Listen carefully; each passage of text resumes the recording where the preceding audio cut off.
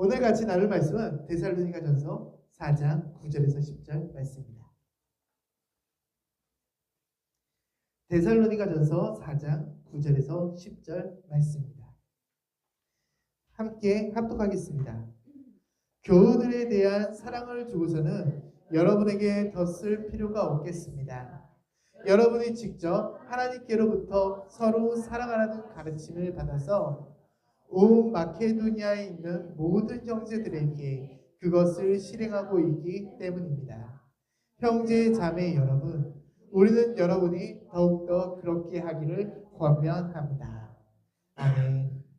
오늘은 주님의 선물, 사랑과 용납을 나누는 공동체라는 주제로 함께 말씀을 나눠보도록 하겠습니다. 오늘 본문에서 바울은 성도의 사랑에 대해서는 자신이 더 이상 편지를 쓸 필요가 없겠습니다 라고 이야기를 합니다. 바울이 이렇게 말한 이유는 성도들이 서로 사랑하라는 가르침을 하나님께로 직접 받아서 실행하면서 살아가고 있기 때문입니다. 데살로니가 교회의 성도뿐만 아니라 우리도 하나님에게 그 사랑의 가르침을 받았습니다. 하나님께서 가르치시는 사랑은 그분이 우리를 긍휼하게 여기셨을 때, 주님의 우리의 마음을 사랑으로서 사로잡으셨을 때, 이 사랑은 하나님께서 세상을 만들고 첫사람을 만드셨을 때 시작되었습니다. 그리고 그 사랑은 시작부터 지금까지 계속해서 이어지고 있습니다. 우리는 이 사랑을 복음이라고 말합니다. 하나님께서 세상을 사랑하셔서 하나뿐인 아들을 이 땅에 주셨습니다. 사랑의 가르침의 완성은 예수 그리스도의 십자가의 고난과 부활과 재림입니다. 주님의 사랑은 하나뿐인 아들을 이 땅에 보내주셔서 화목제물로 삼아 우리의 죄를 용납하신 것입니다. 우리는 마케도니아 사람들과 같이 하나님께서 가르치신 사랑을 우리가 느끼고 배워서 실천할 수 있어야 됩니다. 하나님은 셀 수 없는 죄를 우리에게 용서해 주셨습니다. 하나님의 말씀을 듣지 않고 내 고집대로 살아왔던 그 삶들을 이해하시고요.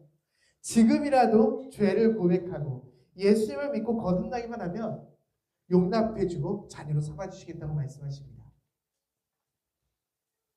성도는 주님이 주신 사랑과 용납을 받은 사람들입니다. 하나님께서 우리를 긍휼히 여기셨을 때 우리는 그와 동시에 긍휼을 배웁니다. 하나님께서 심판 대신 우리를 용서하셨을 때 우리는 그에 대한 용서를 배웁니다.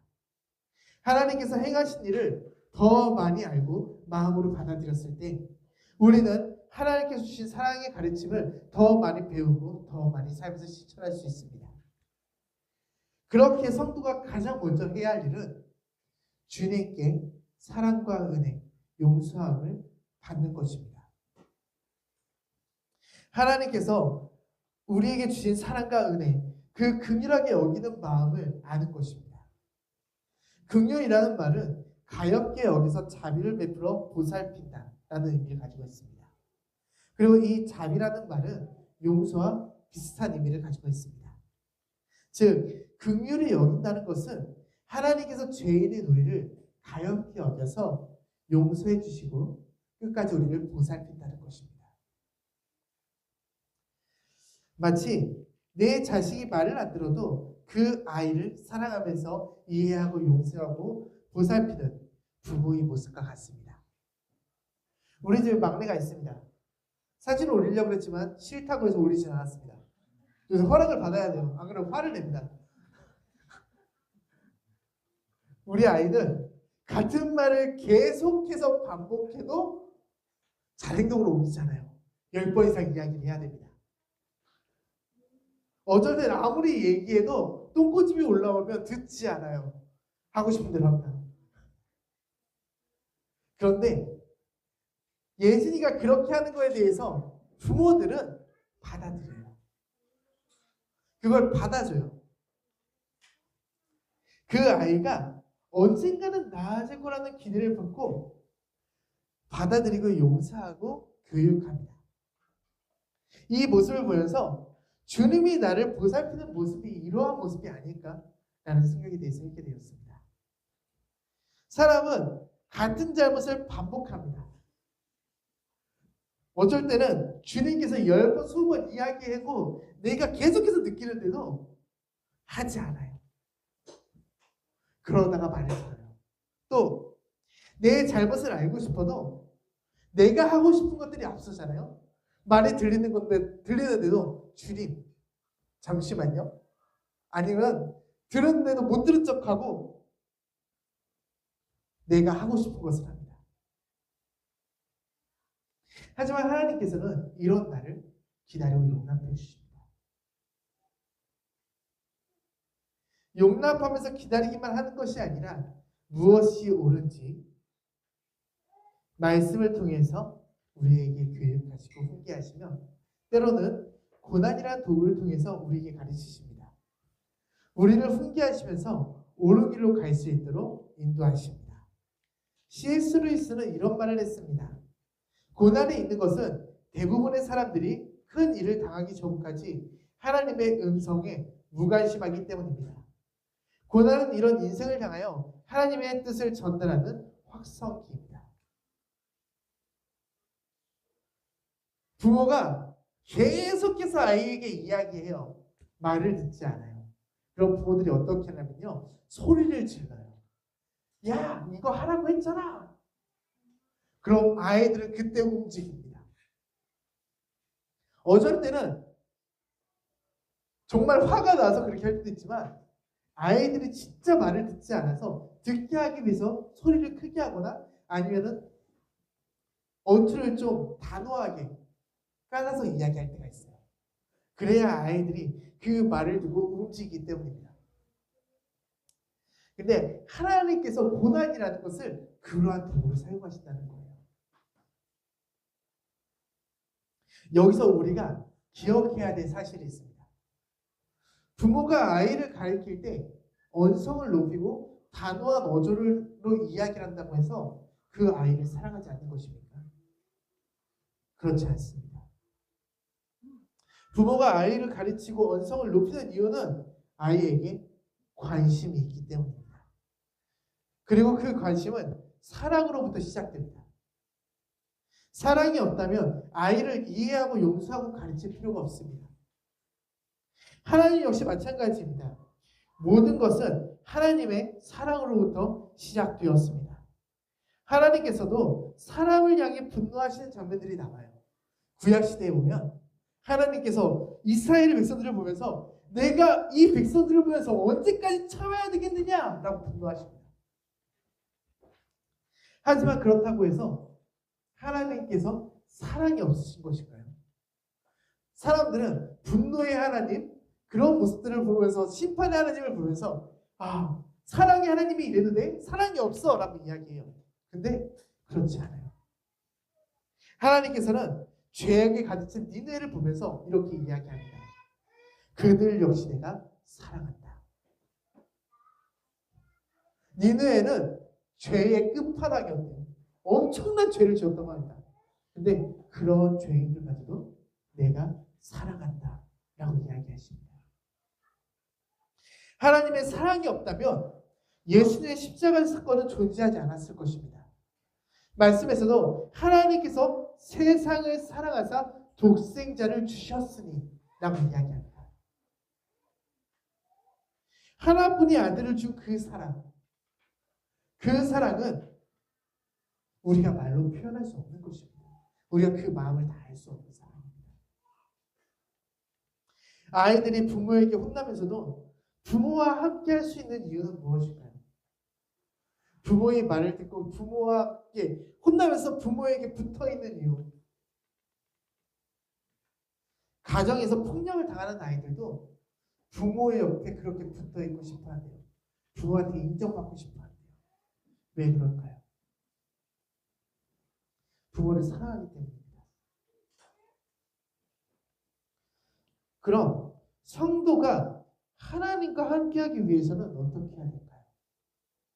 우리 역시도 하나님을 사랑해야 됩니다. 우리가 하나님의 사랑을 사랑하기 위해서는 그냥 사랑할 수가 없어요. 하나님의 사랑을 알아야 됩니다. 주님이 주시는 그 사랑의 은혜를 충분히 누리고 주님의 은혜가 무엇인지 내 안에서 충분히 깨달아졌을 때 주님이 주시는 사랑이 얼마나 값진 것인지 내 안에서 충분히 깨닫게 되었을 때 성도는 비로소 그 사랑의 가르침을 온전히 내 안에 받아들일 준비가 되게 됩니다. 그리고 나서 행할 준비가 되는 것입니다. 하지만 많은 성도들은 주님이 주신 사랑과 은혜를 충분히 누리기 전에 사랑을 실천하고 용납하려고 합니다. 내 안에는 아무것도 받지 않아놓고 들었으니까 실천을 옮기려고 해요. 그럼 어떠한 일이 발생하겠습니까? 하나님의 힘이 아닌 내 힘으로써 하는 사랑과 용서가 시작됩니다. 내 힘과 노력으로 사랑으로 용서를 하는 그 에너지를 사용하다 보면요. 그 에너지는 결국 바닥나게 되어 있습니다. 결국 우리는 더 이상 사랑할 수 없는 지경에 이르게 됩니다. 앞에 컵에 물이 가득 차 있습니다. 이 물을 다 마시면 어떻게 돼요? 컵에 물이 없어지겠죠. 아무것도 남지 않습니다. 그렇게 되면 내가 아무리 갈증이 나고 힘들어도 누군가 이 컵에 물을 대신 채워주지 않는 이상 우리는 더 이상 물을 먹을 수가 없어요. 내가 가지고 있는 물의 양은 저만큼이 전부였거든요. 이것이 우리의 힘으로 하는 사랑과 용납입니다. 우리의 사랑과 용납은 저 물의 양만큼밖에 없어요. 근데 계속 사용하면 어떻게 돼요? 점점 줄어들고 없어지죠. 결국에는 에너지가 남지 않게 돼요. 그럼 어떻게 해야 되냐면 채워야 됩니다. 내게 물이 없다면, 내게 사랑과 용납이 없다면 누군가 이것을 대신 채워줘야 되는 것입니다.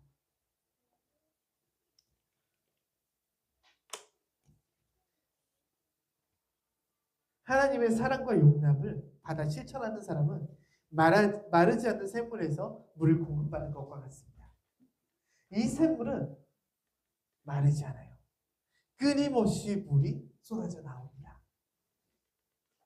내가 물을 다 마셨다고 해서 컵이 비어지는 것이 아니라 그 물은 계속해서 채워지게 됩니다. 왜냐하면 이 샘물은 끊임없이 물이 흘러나오기 때문입니다. 이 물을 공급해 주는 곳은 자연입니다. 그리고 이 자연을 만드신 분은 하나님입니다. 하나님께서 끊임없이 공급해 주기 때문에 물이 마르지 않는 것입니다. 우리 역시도 하나님께서 주시는 그 끊임없는 사랑을 공급받아야 됩니다. 우리는 물이 공급해 주는 곳으로 컵을 대기만 하면 돼요. 여기 앞에 물이 있으면 그냥 여기다가 컵을 가져다 대면 물이 채워지겠죠. 근데 우리는 그 컵을 가지고 물 앞으로 가지 않아요.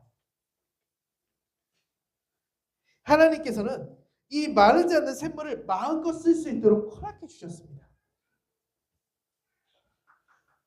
하나님 앞에 가서 함께하면서 주님의 사랑과 은혜를 공급받는 시간을 주님께서 허락해 주셨어요. 제발 그렇게 해 라고 우리에게 이야기했습니다. 이것을 언제부터 허락해 주셨냐면 이 땅을 지으면서 처음부터 허락해 주셨어요. 하나님 안에서 사랑과 은혜를 공급받는 시간을 우리는 뭐라고 하냐면요, 안식이라고 이야기합니다.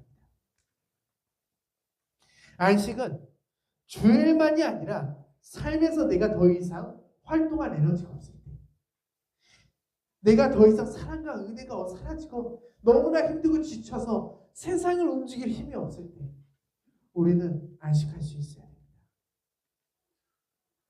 우리는 어디서든 언제든 안식할 준비가 되어 있어야 됩니다. 하나님과 함께하며 그분으로부터 얻는 사랑과 은혜로 우리는 삶을 살아가야 되는데 그렇지 못하는 일이 생길 수가 있잖아요. 그럴 때 우리는 주님에게 사랑과 은혜를 공급받아야 돼요. 주님으로부터 시작되는 것이 아니라 나의 힘과 노력으로 하는 사랑과의 실천은 힘을 잃을 수밖에 없습니다. 그래서 형제 자매를 향한 사랑과 용서에 인색해지게 됩니다. 이것은 당연한 결과입니다. 사랑은 절대 자신의 힘과 노력으로 주님이 주신 사랑과 용서를 실천하면서 살아갈 수 없습니다. 사랑과 용서뿐만 아니라 말씀에 나오는 그 무엇도 우리는 실천할 수 없어요. 주님을 믿고 싶습니다. 내가 주님을 믿겠습니다. 라고 사람의 입으로 고백해서 되는 것이 아니라 주님께서 우리에게 믿음의 은사를 부어주셨을 때 우리는 믿을 수 있는 것입니다. 주님 앞에 하는 그 모든 것은 은사적인 부분입니다. 선생님께서 주시는 것을 통해서 가능한 것이 내 힘과 노력으로서 결실이 얻어지는 것이 아니라는 것입니다. 물론 그렇다고 해서 나는 노력하지 않아도 된다는 말이 아닙니다.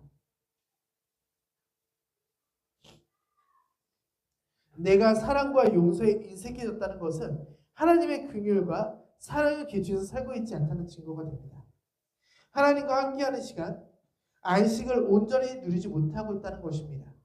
만약 내가 사랑과 용납이 힘들다면 내가 삶에서 하나님과 함께하는 시간을 얼마나 가지고 있는가에 대해서 점검해 볼 수 있길 바랍니다. 내게 사랑과 용납이 더 이상 존재하지 않는다면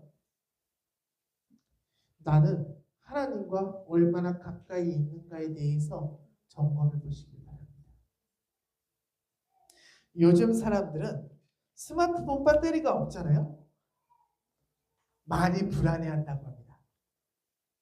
중독이 아닌 사람들은 똑같아요. 저 같은 경우도 마찬가지입니다. 만약 스마트폰 배터리가 없잖아요. 불안해요. 왜냐하면요. 지갑을 안 갖고 다니거든요. 어디 가서 돈을 쓰려고 해도 스마트폰이 없으면 결제를 할 수가 없어요. 이 안에 모든 게 다 들어가 있어서 얘로 결제를 하고 얘로 돈을 쓰고 모든 걸 다 하거든요. 근데 얘가 배터리가 없으면 결제를 할 수가 없어요. 돈을 쓸 수가 없습니다. 은행 업무부터 시작해서 사람들과 연락하는 모든 것들 이 조그마한 거 하나로 다 하고 있죠. 그만큼 스마트폰은 우리의 삶에서 중요한 역할을 하고 있습니다. 우리는 점점 스마트폰을 의존할 수밖에 없는 환경이 만들어졌고요. 그 의존하면서 살아가고 있습니다. 스마트폰을 우리가 의존하고 꼭 가지고 다녀야 되시 우리는 하나님 옆에 딱 붙어서 하나님을 의존하면서 살아갈 수 있어야 돼요. 우리 역시 주님의 사랑이 충전되는 것을 느끼며 살아갈 수 있어야 됩니다. 우리가 없으면 보조 배터리 껴서 가지고 다니잖아요. 핸드폰 충전하려고. 그것처럼 삶을 걸어가다가 내게 힘들고 사랑이 없다고 느껴질 때 내가 삶에서 너무나 고통스러울 때 우리 보조 배터리에 충전하듯이 우리는 예수님한테 딱 붙어서 충전해야 돼요. 그때 주님은 절대 우리를 외면하지 않으시고요. 그 사랑과 은혜를 베풀어 주실 거예요. 우리는 삶에서 주님을 의존할 수밖에 없는 환경이 만들어져야 됩니다.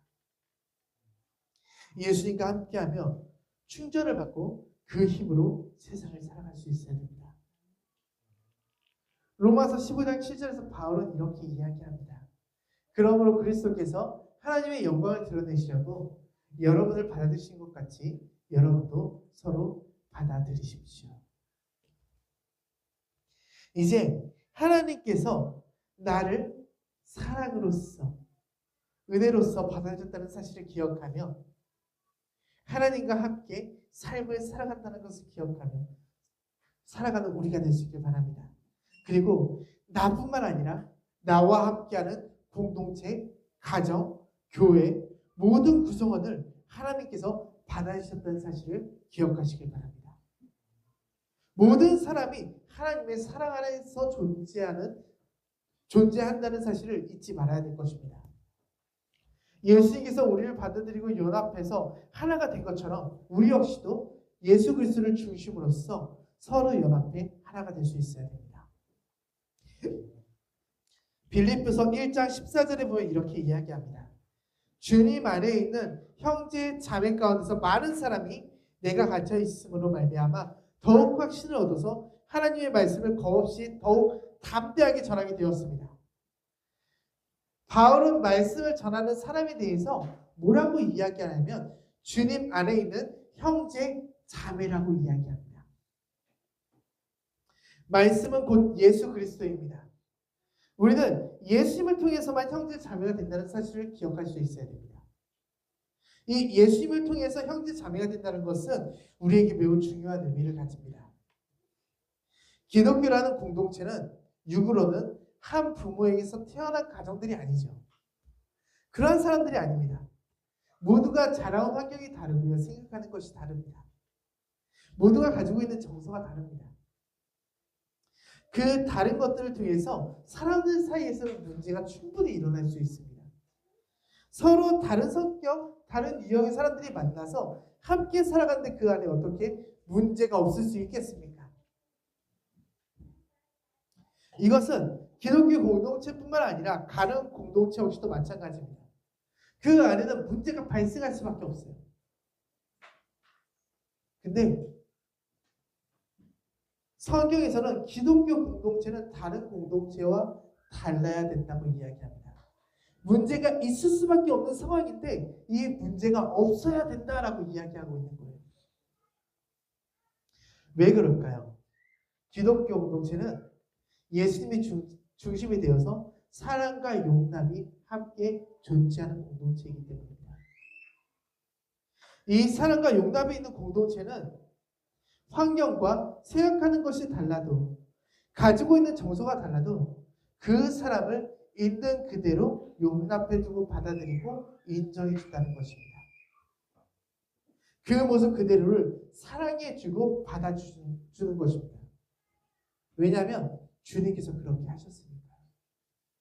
주님께서는 나를 있는 모습 그대로 받아들이셨습니다. 주님께서는 내가 다른 사람들과 다르다고 해서 책망하는 것이 아니라 그것이 너에게 준 거야 라고 하십니다. 주님은 우리가 다르다고 해서 책망하고 우리를 너 그렇게 하면 안 되라고 이야기하지 않습니다. 주님께서는 내가 준 달란트를 사용하라고 이야기합니다. 그렇게 우리는 예수님을 중심을 두고 사랑으로 용납하며 함께하는 공동체가 되어갑니다. 그리고 이 공동체가 영적인 가정입니다. 자녀는 부모의 뒷모습을 닮는다라는 말이 있습니다. 성도는 하나님의 자녀로 하나님의 뒷모습을 닮아갈 수밖에 없습니다. 마치 아이가 부모의 모습을 닮기 싫어하지만 크고 나면 닮아 있는 것과 같습니다. 그 모습을 보면서 끊임없이 행동했기 때문입니다. 근데 보고 닮아가기 싫은 모습조차 닮아가는데 정말로 닮고 싶은 부분이 있으면 어떻게 하겠습니까? 더 많이 닮아 있을 것입니다. 근데 우리 하나님께서는요, 우리가 닮아가야 되는 그 좋은 모습을 정말 많이 보여주세요. 우리는 그 하나님의 모습을 닮아가야 됩니다. 우리가 하나님의 아버지라고 이야기한다면 그 아버지의 뒷모습을 닮아가야 됩니다. 하나님은 우리를 있는 모습 그대로 인정하고 사랑하셨습니다. 우리를 용납하셨습니다. 그것처럼 우리 역시도 다른 모습의 성도들을 있는 모습 그대로 인정하고 사랑하며 용납할 수 있어야 됩니다. 그럴 때 교회는 하나님을 아버지로 모시고 한 형제 자매로서 온전히 섬기는 행복한 공동체가 될 수 있는 것입니다. 기독교 공동체는 서로에 대한 용납이 존재해야 됩니다.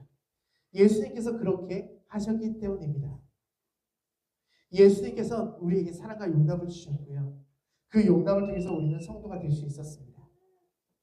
그분의 긍휼을 받았을 때 우리는 긍휼을 배웠고 그분이 용서하셨을 때 진정한 용서가 무엇인지 알게 되었습니다. 그리고 이것을 행해야 한다는 사실을 우리는 알고 있습니다. 사랑과 용납은 내 힘으로 되지 않고 주님이 채워주셔야만 가능한 것입니다. 그렇기에 우리는 예수님을 통해서만 영원히 함께할 수 있는 공동체가 될 수 있는 것입니다. 예수님께서 나를 위해서 하신 일과 다른 사람을 위해서 하신 일들을 통해서 우리는 형제 자매가 되었습니다. 이것은 아무리 경건하고 거룩해 보이는 사람이라도 그 안에 그리스도의 사랑이 존재하지 않는다면 아무런 소용이 없는 것입니다. 성도는 오직 예수 그리스도를 기초로 두고 있어야 됩니다. 이것은 기독교의 시작부터 지금까지 또 예수님이 재림하시는 그 순간까지 변하지 않는 법칙이 됩니다. 예수님을 통해서 믿음으로 부름을 받아 공동체로 들어온 성도는 처음에만 예수 그리스도를 기초로 교제하는 것이 아니라 마지막 순간까지 그리스도를 기초로 교제할 수 있어야 됩니다. 복음은 내가 세상에 속해 살아가다가 하나님 안으로 들어오는 순간 그때만 필요한 것이 아니라 성도가 삶을 살아가는 매 순간 계속해서 필요한 것이기 때문입니다. 만약 우리 공동체 안에도 복음이 빠지잖아요. 그럼 이 공동체는 더 이상 교회라고 이야기할 수 없을 것입니다. 왜냐하면 더 이상 교회로서 감당할 역할을 감당하지 못하게 되기 때문입니다. 그렇기에 교회에는 다른 것이 다 사라져도 복음은 남아있어야 됩니다. 복음을 기초로 다른 것들이 생기는 것이지 다른 것들이 있기에 복음이 존재하는 것이 아니기 때문입니다. 예수님의 복음이 우리의 삶의 기초가 될 수밖에 없습니다. 예수님을 기초로 그분과 성도의 사귐이 깊어질수록 우리 사이에 존재하는 다른 것들이 사라지게 될 것입니다. 우리의 사귐이 더욱더 분명하고 수수해질수록 우리 사이에는 예수님과 그분의 역사심만이 남게 될 것입니다. 성도는 예수님을 통해서 서로를 소유하며 진실하게 대하며 천국에서 영원히 함께 살아갈 수 있습니다. 이 말은 우리가 예수님을 통해서만 서로 용납하면서 서로의 존재를 인정할 수 있다는 것입니다. 성도에게 예수님 말고 다른 것을 바라는 불순한 갈망이 존재하거나 그리스도께서 우리 사이에 이루어 놓으신 것 이상을 원한다면 그것은 다른 것을 이루지 못한 것을 얻기 위한 사람일 뿐 그리스도 안에서 형제 자매를 살아가는 공동체를 추구하는 사람이 아닙니다. 성도가 예수님이 아닌 다른 것을 원한다면 그 공동체 안에는 많은 문제가 생길 수밖에 없습니다. 여기서 원하는 다른 것들은 돈이 될 수도 있고 명예가 될 수도 있고요. 사랑과의 관계가 될 수도 있습니다. 내가 받지 못하는 사랑으로부터 얻으려는 사람일 수도 있고요. 받지 못한 인정을 얻으려는 것일 수도 있습니다. 여러 가지 종류가 될 수 있겠죠. 그런데 이 모든 행동 위에 예수 그리스도가 존재합니까? 그렇지 않습니다. 이 모든 행위 위에 예수 그리스도 존재하지 않습니다. 이러한 마음을 가지고 사람을 상대할 때 어떠한 결과가 나오는지 우리는 알고 있습니다.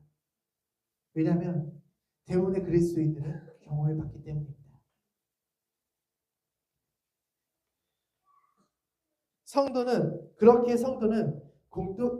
공동체는 오직 예수 그리스도를 바라볼 수 있어야 되고요. 예수 그리스도를 통해서만 교제할 수 있어야 됩니다. 우리가 가지지 못한 다른 것을 특정하는 사람들, 공동체를 통해서 얻고 싶은 마음을 가지고 있다면 내가 원하는 것이 채워지지 않을 때 그 마음은 무너져 내리게 될 것입니다.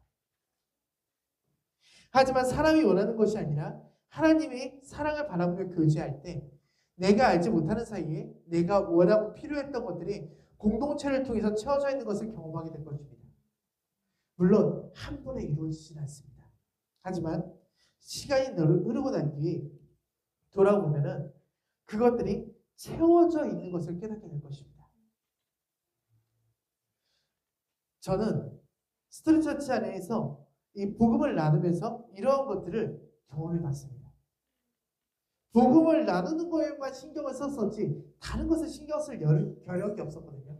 근데 복음을 나누다 보니까 내가 원하는 것, 내게 부족한 것들이 채워져 있는 것을 경험했습니다. 처음에는 공동체를 이루고 지금까지 무엇을 이루고자 하는 것들에 대해서 신경을 쓸 겨를이 없었는데도 그냥 주님께서 그 모든 것들을 채워주신 거예요. 복음에 대해서 서로 나누고 서로 이야기했을 뿐인데 내가 가지고 싶은 것들이 채워져 있었습니다. 내 안에 있던 문제들이 가득했었는데 그 문제들이 사라지고요. 자유만 남았습니다.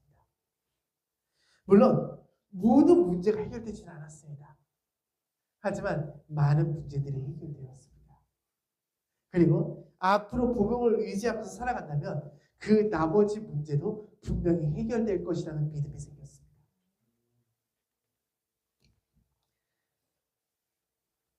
얼마 전에 이제 다음 스텝을 밟아가야겠구나라는 생각이 참 많이 들 때가 있었어요. 그래서 많은 문제들이 해결되는데 또 다른 문제들이 부딪히는 것들이 있는데 그런 문제들이 무엇이 있을까? 그럼 그 문제들을 같이 이야기하면서 해결해야 될 것이 무엇이 있을까에 대해서 계속해서 생각하게 되더라고요. 이것을 복음의 관점으로서 우리가 같이 이야기했을 때 분명히 해결이 될 텐데 그럼 이걸 어떻게 해야 되지? 라고 하면서 기도드리고 있습니다. 이것이 단순히 기도드리면서 머릿속으로 가지고 있으면 우리는 이것을 뭐라고 부르냐면요. 이상이라고 불러요. 복음이 분명히 해결해 줄 텐데 우리가 복음을 가지고 기도를 드리면은 믿음도 생기고 내가 모든 것들이 생길 텐데 내 머릿속에서는 청에 갈 수 있는 행복의 회로가 그려지기 시작해요. 그리고 엄청난 꿈들을 꾸기 시작하죠. 근데 이것이 계속해서 꿈만 꾼다면 우리는 그건 이상일 뿐이에요. 현실이 되지 않습니다. 근데 기독교는 이상으로 살아가는 것이 아니라 현실로 살아가야 됩니다. 이렇게 되겠지라고 생각하는 것이 아니라 현실적으로 행동할 수 있는 것이 필요합니다. 저도 예전에 이제 설교를 할 때 막연히 이상적인 부분을 제시했습니다. 예수를 믿어야 합니다. 우리는 사랑해야 됩니다. 우리는 용납해야 됩니다. 사람들도 알고 있죠. 예수를 믿어야 됩니다. 사랑해야 됩니다. 용납해야 됩니다. 실천을 합니다. 그리고 이 사랑과 용납에 대한 막연한 이상을 가지고 있어요. 어느 정도 내가 사랑을 할 수 있고 내가 이거 어느 정도 베풀 수 있고 이런 것들은 전혀 생각하지 않고요. 하나님께서 주신 그 이상만을 실천하려고 해요. 그리고 나만의 틀을 만듭니다. 사람은 객관적이죠. 그 이상의 틀이 다 다를 수 있어요. 어떤 사람은 돈으로 돕기만 하는 것을 사랑이라고 여기는 사람도 있고요. 어떠한 사람들은 그냥 사랑에 대해서 내가 그 사람을 바라보고 있는 게 사랑이야 라고 생각하는 사람도 있습니다. 어떤 사람은 안아주고 행동하면서 사랑해 라고 이야기해줘야지 사랑을 느끼는 사람도 있어요. 그럼 모두가 느끼는 사랑이 다르잖아요. 그렇기 때문에 그 사랑에 대해서 우리가 이상적으로 갖고 있는 사랑은 다 다를 수밖에 없습니다.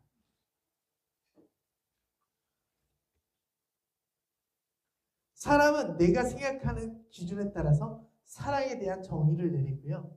그 정의가 어느 순간 하나님의 뜻이 되어 있습니다. 내가 바라는 이상이 하나님의 공동체, 그 교회 안에서 반드시 존재해야 돼. 그렇지 않으면 잘못된 거야 라고 이야기합니다. 하지만 수없이 많은 기독교 공동체는 이 이상의 기초에서 살아간 결과 무너지게 되었습니다. 저는 이 기독교를 비판하려고 하는 것이 아닙니다. 왜냐하면 기독교를 비판할 자격을 저는 가지고 있지 않기 때문입니다. 이 보너퍼의 성도의 공동생활에 적혀있는 이 부분은 너무나도 공감이 되는 이야기였습니다. 그렇게 함께 나누는 것입니다. 그리스도인의 삶의 공동체에 첫 발을 들여놓은 진지한 그리스도인은 공동체 생활에 특정한 이상을 가지고 들어오게 됩니다. 그리고 이 이상을 이루기 위해서 노력하며 다른 사람들 역시도 그 이상을 실천하길 원합니다. 그런데 이 이상이 있잖아요. 그 이상은 반드시 신속히 깨어져야 됩니다. 내 이상이 깨어지지 않고 가지고 있으면서 살아가면요. 신앙생활을 하면은요. 다른 사람에 대한 실망, 더 나아가서 자신에 대한 실망으로 찾아와서 나를 짓누르게 될 것입니다. 성도는 자신이 가진 이상적인 모습이 있어요.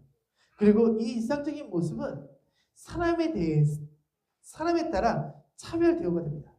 목사님, 목사님에 대한 이상이 따로 있고요. 사모님에 대한 이상이 따로 있고요. 집사님에 대한 이상이 따로 있고요. 성도에 대한, 평신도에 대한 이상이 따로 있어요. 모든 것을 자신의 기준에 적용시키면서 목사님만큼 해야지, 사모님만큼 해야지, 장로님만큼 해야지, 권사님만큼 해야지, 집사님만큼 해야지, 성도는 이만큼은 해야지.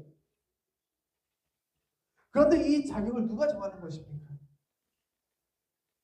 이 자격을 줄 수 있는 사람이 누구입니까? 우리에게 자격을 줄 수 있고 자격을 정할 수 있는 분은 하나님 한 분밖에 없어요. 그런데 그 주권을 침범하면서 내가 그 자격을 정하려고 하는 것입니다. 하나님은 사람의 정서를 자극하는 것이 아니라 진리를 가르치십니다. 많은 사람이 정서를 자극하고 움직여서 사람을 따르게 만들려고 합니다. 하지만 우리가 바라보고 나아갈 그 방향은 사람의 정서, 사람을 거두는 것이 아니라 하나님입니다. 그 진리를 따를 수 있어야 해요. 그러면 기독교에 영적인 이상을 가지고 공동체로 들어온 사람들은 잘못된 것입니까? 그렇지 않습니다. 모든 사람들은 사실 영적인 이상을 가지고 들어올 수밖에 없어요. 자신들이 원하는 것이 있기 때문에 대부분의 사람들은 기독교 공동체 안으로 들어옵니다. 그리고 자신이 원하는 것을 체험받기를 원하죠. 그래서 모든 성도는 한 번씩 자신과 다른 사람의 모습에 불쾌해하고요. 그 악한 모습에 환멸을 느끼는 것을 경험합니다. 우리는 이 모습이 불편하지만 우리 안에 존재하는 사실이기도 합니다. 그것이 진실이에요. 근데 이 모습조차도 우리는 성령의 일부로 받아들여야 됩니다. 이 과정은 하나님과 가까워지는 것을 방해하고 오히려 방해가 되는 것처럼 느껴지기도 합니다. 하지만 시간이 지나면서 알게 되는 사실은 이 과정이 우리에게 있어서 축복이라는 것입니다. 우리는 공동체 안에서 이상을 가지고 생활하면서 하나님 앞에서 분열의 모습을 발견하게 되기 때문입니다. 어쩌면 죄인들이 모인 공동체 안에서 자신의 이상으로서 판단하고 정죄하는 것은 너무나 당연한 일일 수도 있습니다. 죄인들이 모여있는데 나조차 죄인인데 어떻게 판단하고 정죄하지 않을 수 있겠어요? 근데 그 판단하고 정죄하는 것들, 모든 것들은 주님 안으로 들어오는 순간부터 사라진다는 것. 이게 얼마나 큰 은혜입니까? 이러한 일들을 겪으면서 내 마음이 무너질 때 정말 중요한 것이 있습니다. 현실을 깨달은 상태에서 우리가 무엇을 붙들고 앞을 나아가는가입니다. 믿음을 붙드는 공동체는 하나님의 사랑과 용납을 배워갈 것입니다. 반대로 실망감을 감추지 못하거나 극복하지 못하고 집착하는 공동체는 기독교 공동체에 주어진 약속을 상실하게 됩니다. 이 약속은 예수 그리스도를 통해서 얻을 수 있는 사랑과 용납, 그것을 통한 복음입니다. 복음, 기독교 공동체 안으로 함께 가지고 들어온 인간적인 이상은 참된 공동체를 방해하기 때문에 반드시 깨워줘야 됩니다. 그래야 이 기독교는, 공동체는 살아날 수 있습니다. 기독교 공동체의 꿈을 공동체 자체보다 더 사랑하는 사람들이 있어요. 그래서 내가 그 사실을 경험했는데도 불구하고 버리지 못해요. 왜냐하면 하나님보다, 그 공동체보다 내 이상이 더 소중하거든요. 근데 아무리 정직하고 아무리 진실하며 아무리 헌신적인 사람이라도 이 이상이, 이 꿈이 하나님과의 복음보다 더 큰 사람들은요, 기독교 공동체를 파괴하는 사람이 될 수밖에 없습니다. 우리는 이런 모습을 많이 봐왔습니다. 하나님 앞에 믿음이 좋고 헌신적으로 살아가는 사람이 있습니다. 누가 봐도 인정할 수밖에 없어요. 헌신적이고 믿음을 가지고 정말 열심히 해요. 근데 그 사람 옆에 있는 사람들을 보잖아요. 너무 힘들어요. 자신이 가진 이상을 다른 사람에게도 똑같이 바라기 때문입니다. 자신의 이상을 실천해주지 않는 사람에게 똑같이 바랍니다. 그러면서 정죄하고 판단해요. 그리고 그 정죄는 다른 사람들을 힘들게 만듭니다. 내 이상과 기준에 맞춰지지 않는 사람들이 그 믿음은 성도든 믿지 않는 사람이든 모두 예외 없이 똑같이 적용이 돼서요. 정죄하고 비판합니다. 이러한 삶은 결국 자신을 힘들게 만들고 이러한 공동체는 언젠가 파괴될 수밖에 없습니다. 이 공동체라는 의미는 기독교 공동체뿐만 아니라 자신과 예수님 이 둘의 공동체도 포함이 됩니다. 예수님과 나와의 공동체 관계도 파괴시킬 수밖에 없습니다. 하나님은 몽상을 미워하십니다. 이 몽상이라는 것은 실현성이 없는 헛된 생각을 말하는 것입니다. 왜냐하면 몽상은 사람을 교만하게 만들고요. 거만하게 만들기 때문입니다. 어떤 공동체상을 꿈꾸고 있는 사람은 하나님과 다른 사람들 그리고 자신에게 그 꿈을 이루어달라고 요구합니다. 그는 요구하는 자로서 그리스도인의 공동체 안으로 들어가서 자기 자신의 법을 만들어 그 법을 사람들에게 요구하면서 그 법에 따라 사람들을 심판하며 정죄합니다. 예수님의 말씀에서 예수 그리스도의 안으로 오는 사람들은 결코 정죄함이 없나니라고 이야기했는데 그런 것들을 아무런 신경도 쓰지 않아요. 왜냐하면 내가 가지고 있는 이상이 더 우선이거든요. 그리하여서 그는 형제들 사이에서 다른 모든 이들을 향해서 마치 살아있는 비난처럼 완고하게 서 있게 됩니다. 어느 순간부터 말씀이 살아있는 것이 아니라 비난이 살아있게 돼요. 그래서 말씀이 중요한 것이 아니라 내 기준이 중심이 되어서 내가 비난하는 것이 법이 됩니다. 그러면서 정서적인 부분을 건드려요. 그 정서적인 것들을 건들면서 어떠한 사람들은 내가 그 위에 군림해서 통치하려고 합니다.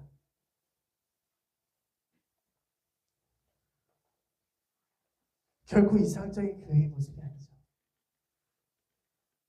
근데 그것을 이상적인 교회라고 생각합니다.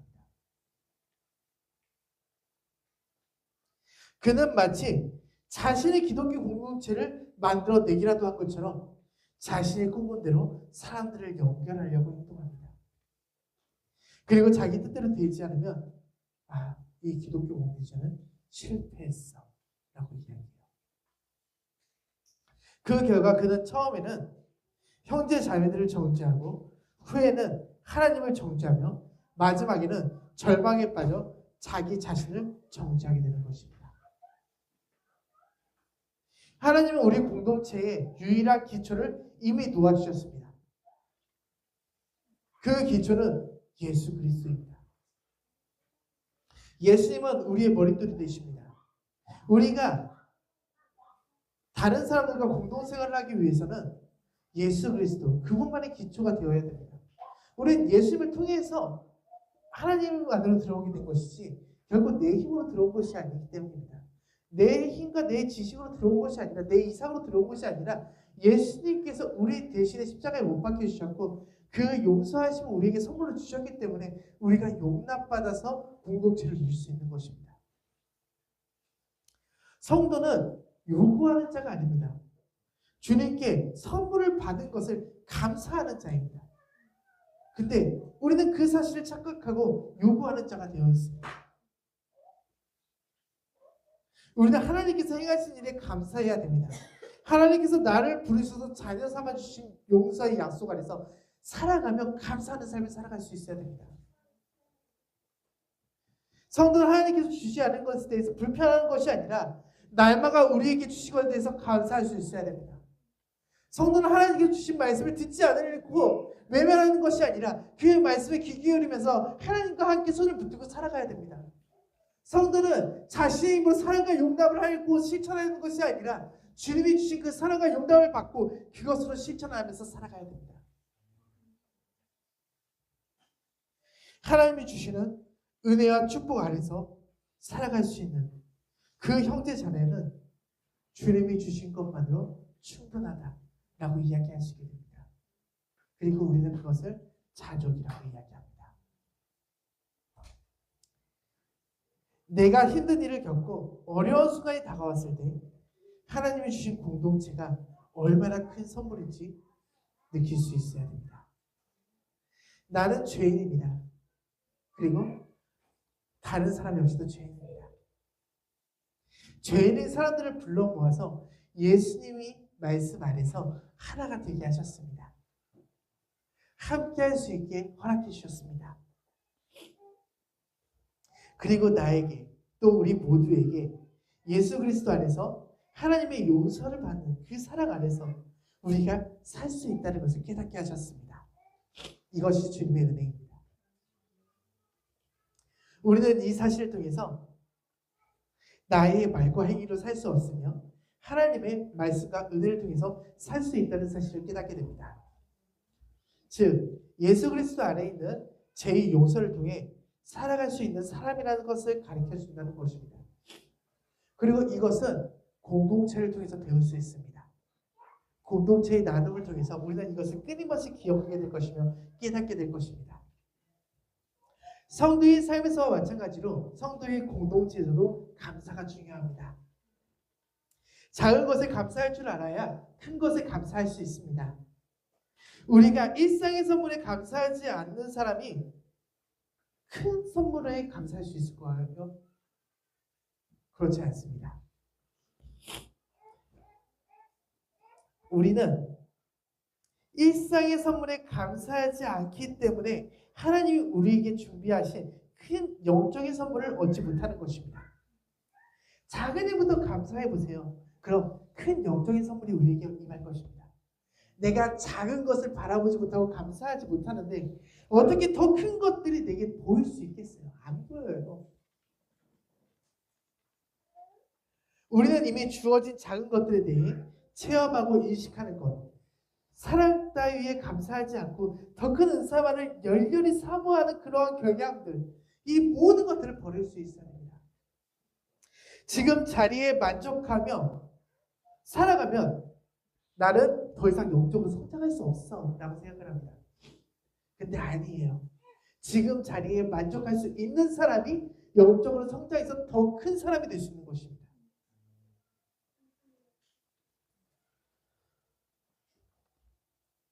우리는 가장 먼저 해야 될 것이 지금 있는 거에 대해서, 지금 내가 가진 거에 대해서 감사하는 것입니다. 내게 주어진 사람들이 감사하십시오. 내 가정, 내 아내, 내 자녀, 내 부모, 내 모든 것들, 그것에 감사하십시오. 내게 주신 교회, 내가 주신 공동체, 그 공동체 안에 있는 구성원들, 이 작은 곳이라도 우리가 함께 몸을 이루고 살아갈 수 있는 장소가 있음에 우리는 감사해야 됩니다. 우리는 위대한 것을 하나님께 구하면서 주님이 주신 것들에 감사하는 것이 있습니다. 그런데 사실 하나님께서 주신 선물은 이미 너무 큰 것을 우리가 받았습니다. 더 이상 크다고 이야기할 수 없는 가장 큰 선물을 이미 받은 사람들입니다. 그 선물은 복음입니다. 복음은 이 세상의 그 어떠한 것보다 가장 큰 선물이에요. 그 선물을 받은 사람들이 우리입니다. 그리고 그 복음을 함께 나눌 수 있는 사람들을 우리에게 주셨습니다. 이 공동체 안에서 사랑과 용납을 서로 나누며 주님이 흩으신 이 사회 안에서 빛과 소금의 역할을 감당할 수 있는 우리가 될 수 있기를 소망합니다.